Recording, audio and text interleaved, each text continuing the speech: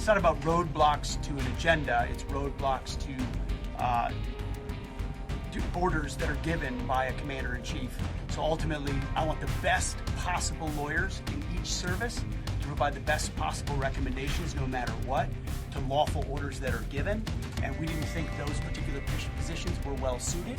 And so we're looking for the best. We're opening it up to everybody to be able to be the top lawyer of those services. To a broader set and a merit-based process to find the best lawyers. And I have a lot of respect for CQ Brown. I got to know him over the course of a month.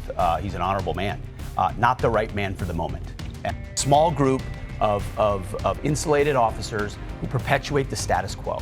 Well, guess what? Status quo hasn't worked very well at the Pentagon. It's time for fresh blood. So we're going to open up those positions to a broader set and a merit-based process to find the best lawyers possible to lead the Army, the Air Force, and the Navy. There's nothing about purging. There's nothing about illegal. We've made clear from the beginning, Shannon, the military will be apolitical with a fidelity to the Constitution, prepared to close with and destroy our enemies. One thing people haven't noted yet, which I'll share, is we're going to take, those are 3-star billets, but traditionally they've been 2-star billets over time. There's been lots of inflation in the ranks over time. We're going to return those billets to 2-star billets. We're going to shrink the size of our headquarters units. Propagandists who say they're going to share messages that the West essentially abandoned Ukraine.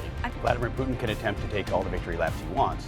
The reality is the president is focused on one thing and one thing only, and that's stopping the killing and the destruction across Ukraine and ensuring an enduring peace.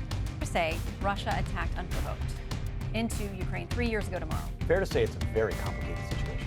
I have not seen it. President Donald Trump fired Air Force General CQ Brown on Friday in an unprecedented shakeup of U.S. military leadership. Dress it up. Trump said in a post on Truth Social that he would nominate former Lieutenant General Dan Raisin Kane to succeed Brown. It's the first time someone has been pulled out of retirement to become the top military officer.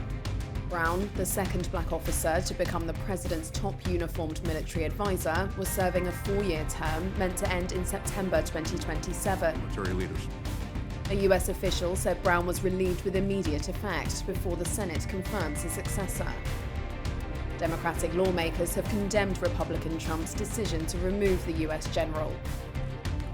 The Pentagon says the president will also replace the head of the U.S. Navy, Admiral Lisa Franchetti, as well as the Air Force Vice Chief of Staff.